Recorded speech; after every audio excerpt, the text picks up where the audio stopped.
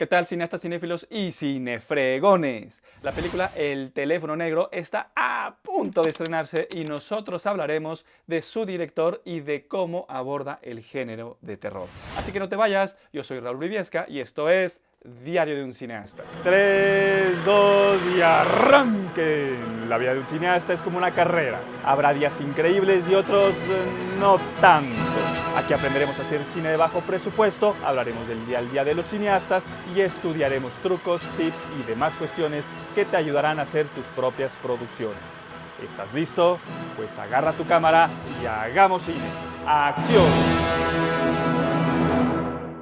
Stephen King habla de ella, la prensa habla de ella y todos hablan del teléfono negro y nosotros no hablaremos de ella. Ya mejor me voy de aquí.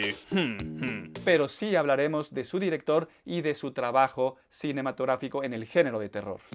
¿Oh? ¿Qué escuché? Oh, esto suena más interesante. Lo cierto es que el género de terror es muy difícil, si no es que es el género más difícil de hacerse, porque involucra el escepticismo del espectador. El público entre más grande es, más crítico se vuelve, más películas de terror ha visto, más experiencia tiene y por lo tanto para el director va a ser mucho más difícil sorprenderlo y asustarlo. Además, el director tiene que establecer las bases de la historia, quién es el protagonista, de qué va la historia y hacia dónde se dirige la historia, y todo esto lo tiene que hacer de una manera muy rápida si quiere mantener el interés del espectador. Aunado a esto, también tiene que establecer las convenciones del género. ¿Las qué?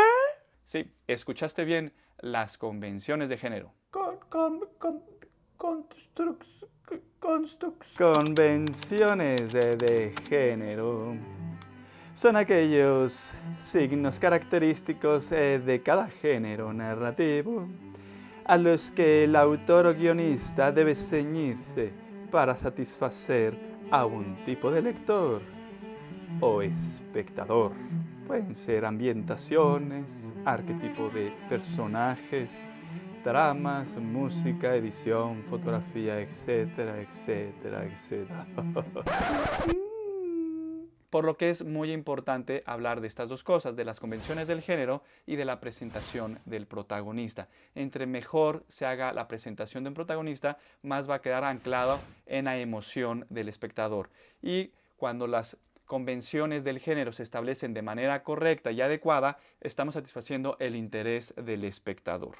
Scott Derrickson es el director de la película El teléfono negro y esta es su séptima película, por lo tanto no es un director novato y mucho menos del género de terror, pues anteriormente había dirigido películas como El exorcismo de Emily Rose, Siniestro y Libéranos del mal. Y estas tres películas son las que vamos a tocar para poder hablar de su trabajo como cineasta. Scott Derrickson nació en 1966 en Denver, Colorado, Estados Unidos. Estudió la licenciatura de Humanidades, la licenciatura en Comunicaciones, estudió cine en la USC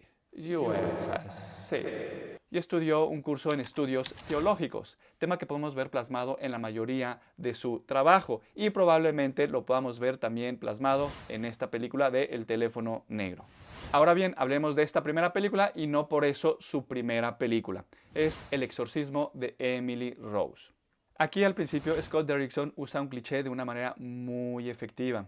Usar clichés no es para nada malo, al contrario, tienes que usarlos tarde o temprano, pero hay que hacerlo de una forma distinta, creativa e interesante. Scott Derrickson usa muy bien esta primera parte porque sin imagen y solamente con sonido nos establece de una manera muy rápida el género de la película y sobre todo el mood de la película.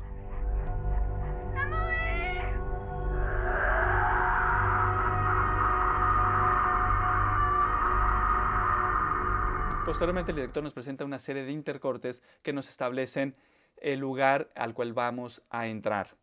Es un plantío seco, una serie de calabazas que parece ser que ya es la última temporada, la primera nevada, por lo que nos establece la temporalidad de la película. Hay una casa que luce descuidada y prácticamente abandonada. Inclusive hay un acercamiento a un panal de abejas. Todas estas tomas son un claro ejemplo de las convenciones de género. Inmediatamente que el espectador las mira, se da cuenta de que no es una película ni de comedia, ni familiar, ni de deportes. y esto es lo que logran las convenciones de género. Una vez que el médico forense entra a la casa, nos damos cuenta de que algo muy grave acaba de suceder o está sucediendo. La gente está completamente triste, hay alguien llorando, el médico forense sigue caminando y se encuentra con el papá de Emily. Esta simple toma es muy bien lograda porque nos define cuál es el género de la película y de qué más o menos va a tratar. Por un lado vemos el crucifijo, a un lado está el papá que con esa mirada perdida. Aquí el médico forense es un reflejo del espectador, está prácticamente funcionando como un espejo. El espectador se identifica con el médico forense porque junto con él está descubriendo qué es lo que está sucediendo o ha sucedido en esta casa, lo que lo hace una escena mucho más terrorífica para el espectador. Scott Derrickson se da su tiempo para presentar las cosas, no va rápido, los cortes de edición son lentos. El médico forense sube las escaleras y va a llegar al cuarto de Emily. En ese momento el espectador está con el médico forense ansiando a ver qué es lo que ha sucedido dentro de ese cuarto. Entra el médico forense y el policía nos cierra la puerta dejándonos fuera. Esta decisión de director es muy sabia e interesante porque no nos permite ver lo que está sucediendo. En ese justo momento dejamos de ser un reflejo del médico forense, él entra y atestigua lo que sucede dentro del cuarto y nosotros nos quedamos con la curiosidad de saber qué es lo que pasó. Nos deja fuera con toda la familia esperando un rato y cuando sale el médico forense, simplemente con una mirada nos damos cuenta de que algo catastrófico ha sucedido. Pero escuchemos la música, veamos las expresiones de los actores, veamos inclusive los colores que se presentan en este momento.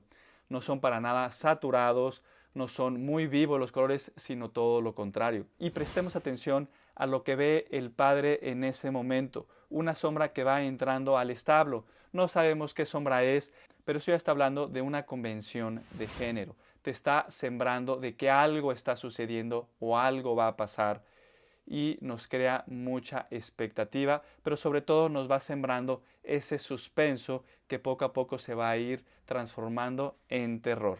Ahora bien, la película se llama El exorcismo de Emily Rose. Lo que la mayor parte de la gente espera es que la protagonista sea Emily Rose, pero la verdad es todo lo contrario. En la primera escena, en escena de gancho, no conocemos a este personaje que creemos que puede ser el protagonista.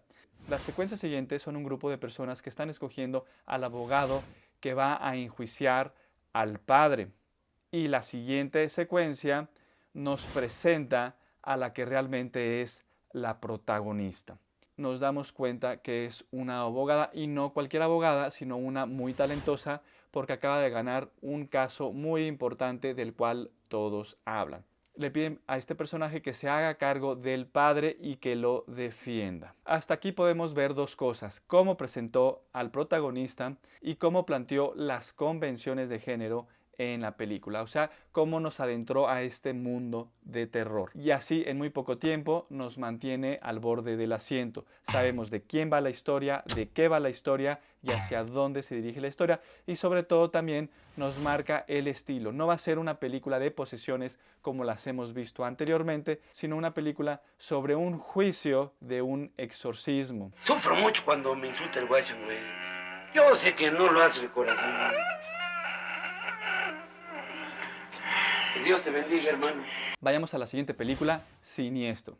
Para mí es su mejor película hasta ahora y es la más famosa de las que tiene. Y veamos cómo establece las convenciones de género y cómo presenta a su protagonista. Aquí establece desde un principio qué género vamos a ver.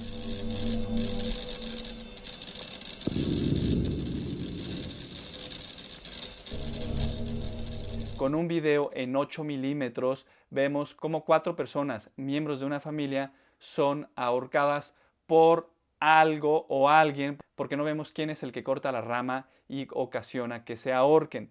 Pero justo ese video breve, con ese sonido y esa música que se está presentando, establece el mood del género de terror. La siguiente secuencia es la presentación del personaje principal. Entra a la casa, vemos a la mamá, vemos al hijo y posteriormente vemos a la hija que nos enteramos que ella no quería venir a esa casa y nos enteramos sobre todo de qué es a lo que se dedica el padre. Sabemos que es un escritor famoso porque los dos policías que están afuera de la casa lo están esperando con un libro que quieren que le firme el protagonista. Aquí sucede algo muy importante. La esposa le pregunta, Ellison, no nos mudamos a pocas casas de una escena del crimen otra vez, ¿verdad? para lo cual él responde. No es así, ¿Lo prometes? lo prometo. Aquí, en este punto, todavía no nos deja claros que el marido le está mintiendo a la esposa. Pero cuando lleva la caja a la cocina y se asoma a la ventana, ve el árbol en el cual habían sido asesinados las 4 personas en el video de al principio. Justo en este momento nos damos cuenta que el papá ha puesto en riesgo a toda la familia al llevarlos a esa casa y sobre todo le ha mentido a su esposa.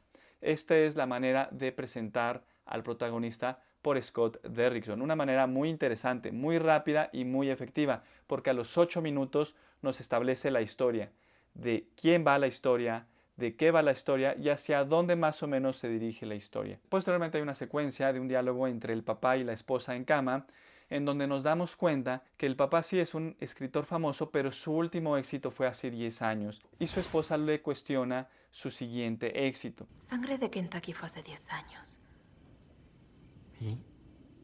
¿Y? ¿Y si esos fueron tus 15 minutos de fama? Lo que le hace todavía más importante al personaje que su novela sea un éxito. Por eso entendemos el por qué pone en riesgo a su familia al mudarse al lugar del crimen. Entonces el espectador podrá entender esto, no podrá empatizar con lo que hace el protagonista, pero entendemos por qué lo hace, lo que nos hace todavía mucho más atractivo al personaje. Y hablemos de convenciones de género. Escuchemos la música.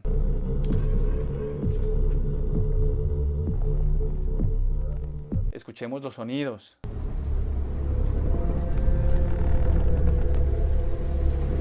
Veamos la fotografía y contrastemos esta fotografía en los momentos de terror a los momentos donde no está sucediendo nada y simplemente son momentos de calma donde nos permite avanzar la historia y conocer más de los personajes. Vamos a la siguiente película, Líbranos del Mal.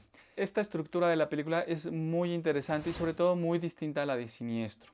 La forma de presentar al protagonista es distinta y la forma de poner las convenciones del género también son distintas. Esta película inicia con una secuencia que no tiene nada que ver con el terror, es una secuencia de guerra, muy distinto a la convención del género. Y aquí comenzamos a ver cómo no es necesario respetar en todo momento las convenciones de género, pero sí tenemos que regresar a ellas.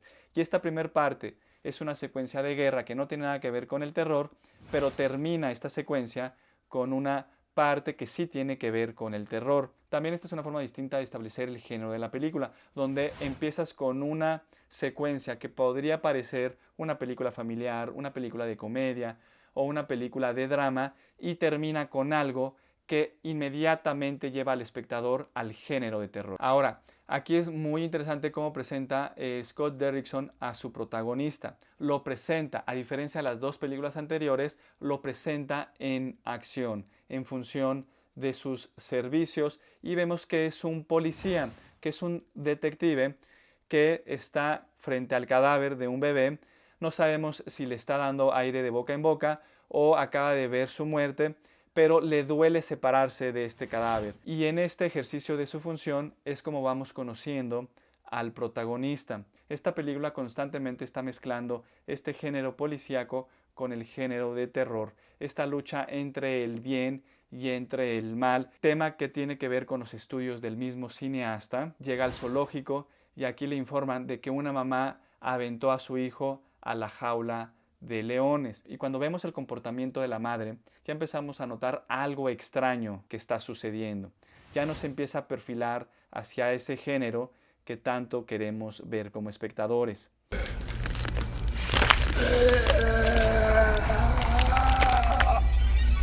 Y bien, estas han sido las 3 películas de Scott Derrickson que hemos estudiado el día de hoy. Cada una tiene una forma distinta de presentar a sus personajes y de plantear las convenciones de género. ¿Hará lo mismo en su película El teléfono negro. ¿Cambiará la forma de presentar al personaje? ¿Qué sorpresa nos va a llevar? No lo sé. Lo que sí sé es que es una persona que tiene un gran trayecto recorrido en el género del terror y que seguramente va a ser una película muy interesante de ver. Si tú tienes alguna pregunta, comentario o sugerencia, escríbela aquí abajo. Me encantará leerla y sobre todo a todos nosotros en comunidad nos va a ser de mucha importancia porque vamos a poder aprender. Así que corran a ver El teléfono negro porque posteriormente vamos a analizar la película y vamos a estudiar más acerca del género de terror. Este es Diario de un Cineasta y yo soy Raúl Briviesca. Hasta la próxima. Cut!